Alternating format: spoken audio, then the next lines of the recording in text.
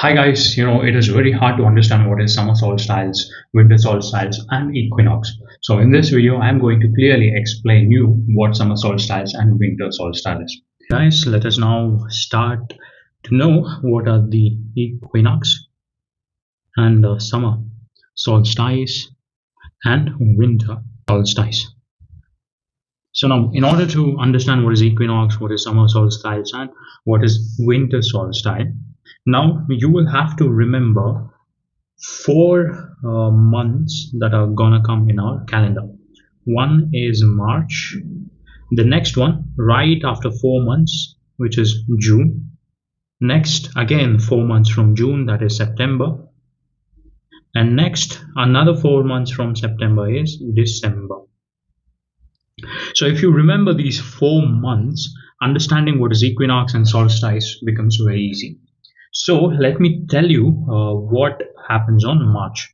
So on March 21st, this date varies from year to year, maybe 21, 22 or 20. So it depends on the position of Earth according to Sun.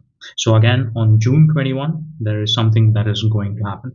So on March 21, what happens is, so this here is March. So this area of Earth, this area that you can see, is facing the sun, and all of the sun rays will hit this area equally, and because of which on March 21 there will be 12 hours of day and 12 hours of night. So this condition is nothing but what we call as equinox. So equinox happens on March 21. So this thing is like alternating. Once you have an equinox, and then here you will have summer solstice. Again, you will have equinox. Again, here you will have a solstice.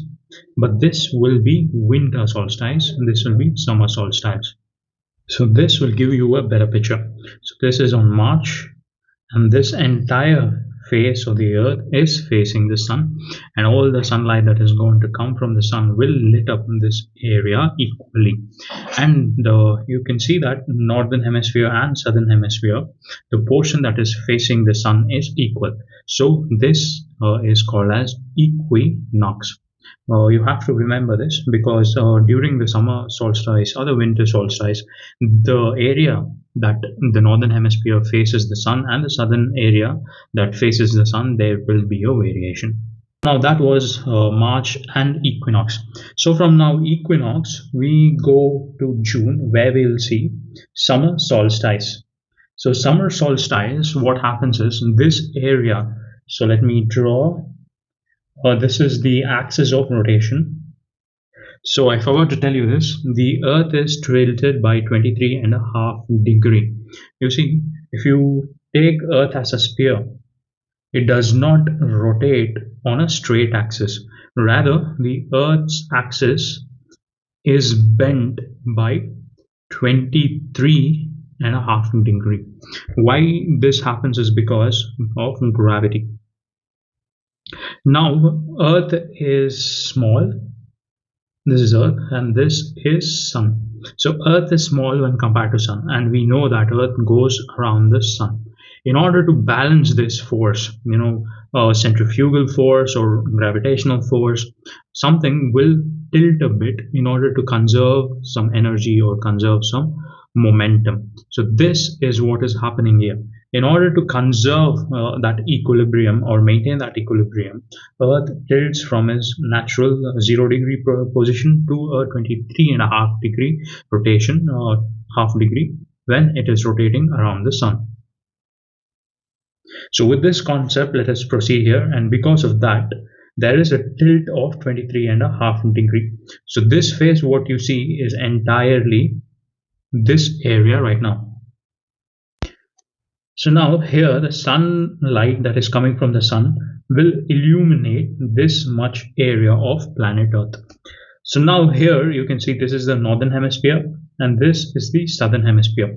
Most of the northern hemisphere is facing the sun. So because of this, we say that the days in the northern hemisphere is longer and the night in the southern hemisphere is longer. So if the night is longer, the day will be short in the southern hemisphere, and if the day is longer in the northern hemisphere, then the night will be shorter. Diagram will help you to understand what happens on June in summer solstice. So you can see that the Earth is tilted on its axis 23.5 degree. So this is the northern hemisphere and this is the southern hemisphere. So the upper part is northern, the lower part is southern. Most of the northern hemisphere, including India, Asia, European countries, are all going to face sun. So because of this, in this particular area, there will be more daytime. And here the daytime will be short. So here the daytime is more, here the daytime is short. And here the night is longer, and here the night is smaller. So I hope that you have understood what is summer solstice. There in Equinox, it was a 12 on 12, 12 hours of day and 12 hours of night. But here, what happens in the northern hemisphere, the day is larger and the night is smaller. In the southern hemisphere, the day is smaller and the night is larger. So from June, the Earth goes to September. In September, you will see that the scenario which had occurred in March is repeating in September. So the same thing is where the 12 and 12 of day and night hours are equally distributed. You can observe it here, and this is also an equinox which occurs on 23rd of September. So here, this you can remember it as 21 June. Around 21 June, the summer solstice occurs, and here in March 21st, this is an equinox. So from now, here from September, the Earth goes to this position where it is December. So it is the same scenario what is occurring in June. So June and December are same, only that the angle of inclination changes. Here this part was facing the sun, now the opposite part is facing the sun, because of which the southern hemisphere will now be much closer to the sun than the northern hemisphere. So whatever was happening in June is being reversed in December.